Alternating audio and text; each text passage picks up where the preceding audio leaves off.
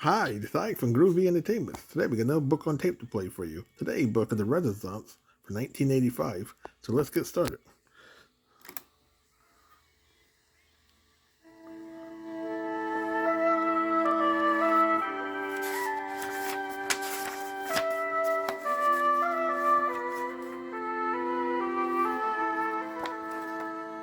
Renaissance.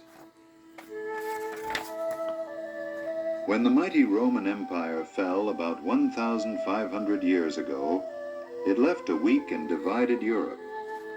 Trade and commerce almost disappeared. Travel became dangerous, and the arts and culture went into a decline. The great cities began to decay, and the magnificent monuments and highways of the empire were left to crumble. Europe turned into a vast expanse of feudal estates, ruled by warlike nobles and worked by peasants.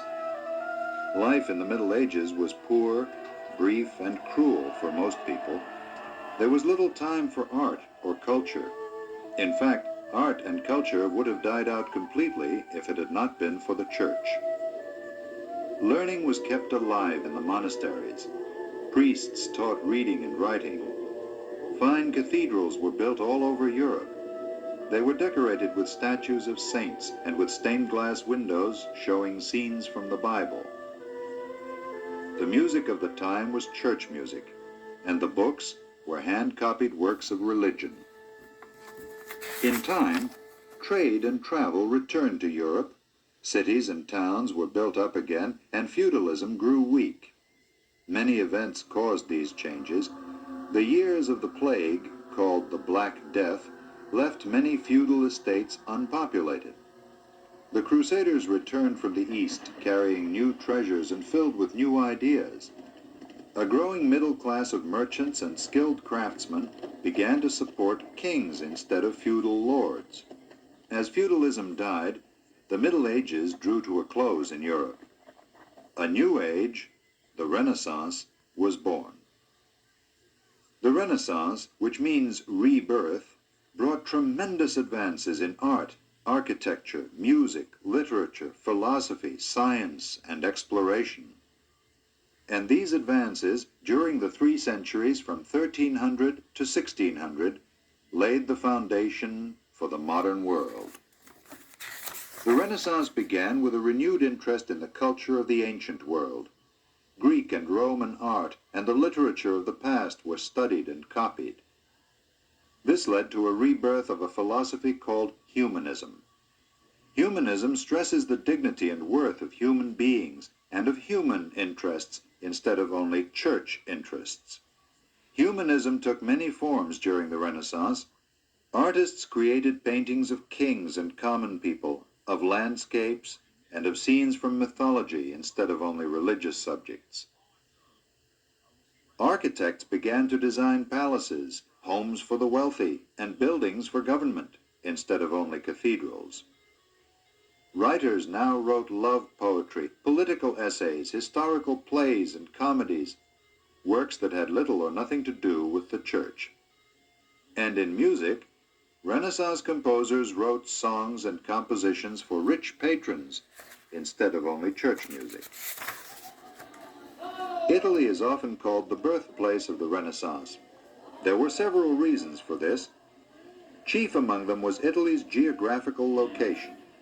Italy is located on the Mediterranean Sea, closer to the east than any other European country. As trade with the East increased in the late Middle Ages, Italian cities grew rich. As a result, the merchants and princes in these cities were able to pay for handsome homes, fine paintings, and other works of art. They became patrons of the arts. Italy also possessed a great treasure of ancient Greek and Roman art and literature. There were ruins of classical temples and grand homes. There were statues and magnificent wall paintings. There were manuscripts of ancient poetry, plays, and essays. These works of art had been gathered during the Roman Empire, more than 1,000 years before, and they were the basis of the new interest in the classical period.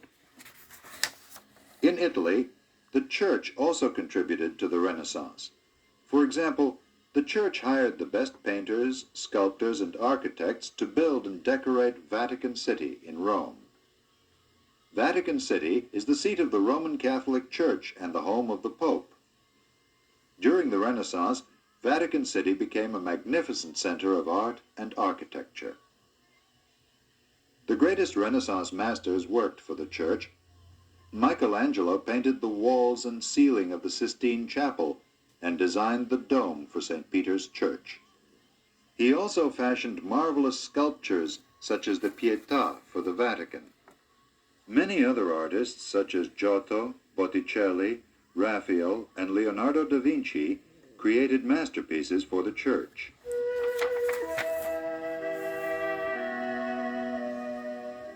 During the Renaissance, the classical writings of Greece and Rome were rediscovered.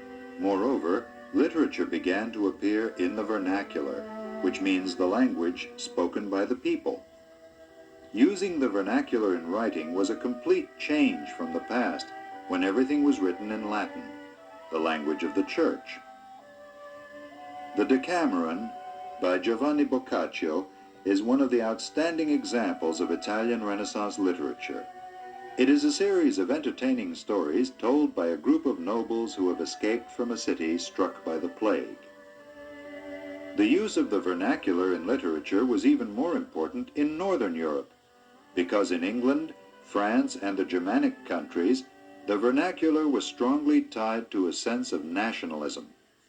Literature written in English obviously had a stronger effect on English-speaking people than anything written in Latin. French literature, likewise, meant much more to the French-speaking people. The use of the vernacular was very effective.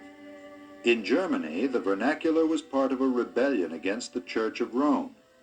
One of the strongest voices in this movement was Martin Luther. Martin Luther was a German priest who felt that the church should be reformed. Luther wanted the church to be closer to the people. He wanted to allow prayer in the vernacular instead of only in Latin. He also wanted the church to give up much of its ceremony and emphasis on wealth. While he was devoutly religious, Luther was in many ways a humanist. He believed that every person was equal before God. From the teachings of Luther, as well as those of John Calvin of Switzerland, John Knox of Scotland, and other reformers, came the Protestant faiths and the movement known as the Reformation. The forces of Protestantism, humanism, and nationalism all worked together during the Reformation to loosen the hold of the Catholic Church on Europe, particularly in the northern countries. Modern science and technology also had their beginnings during the Renaissance, dramatically changing the way people saw the world around them. One of the most dramatic changes came with the invention of the printing press. Until Johannes Gutenberg of Germany invented movable type in the middle of the 15th century, all printing was done by hand. Hand printing made books very rare and expensive. They limited reading to the very rich, a tiny percentage of the population. But Gutenberg's invention made books more available and less expensive. As a result, more and more people learned to read.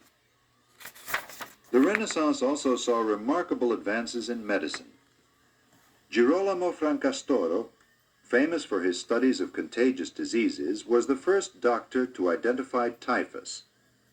Before Francastoro and other medical pioneers of the Renaissance, disease was considered a punishment sent by God. The workings of the human body were thought to be unsolvable mysteries. Others in the forefront of Renaissance medicine were a Swiss physician called Philippus Paracelsus and a Belgian doctor named Andreas Vesalius. Paracelsus was a pioneer in clinical studies of diseases and in the use of chemicals to treat disease.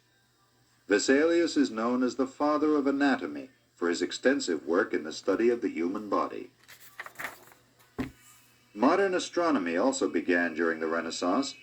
It started with the work of Nicholas Copernicus, a Polish scientist.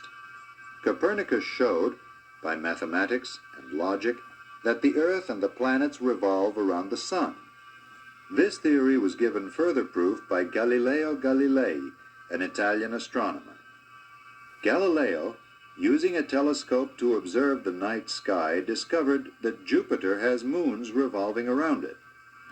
He also discovered that Venus goes through phases as it circles the sun, just as our moon goes through phases as it circles the Earth.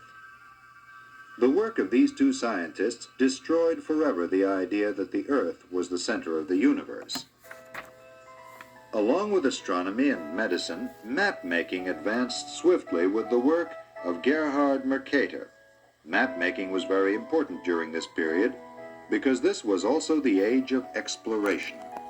Explorers such as Christopher Columbus, Ferdinand Magellan, Amerigo Vespucci, John Cabot, Sir Francis Drake, and Jacques Cartier were as much a part of the Renaissance as the creative geniuses Leonardo da Vinci, William Shakespeare, and Miguel Cervantes. Many new worlds were opened during the Renaissance. They were the worlds of art and science, of education and medicine, of religion and philosophy, and of music and literature. And new horizons were extended far beyond the bounds of Europe as sailing ships reached the shores of the New World. A new age was beginning, built on the strides taken by the giants of the Renaissance.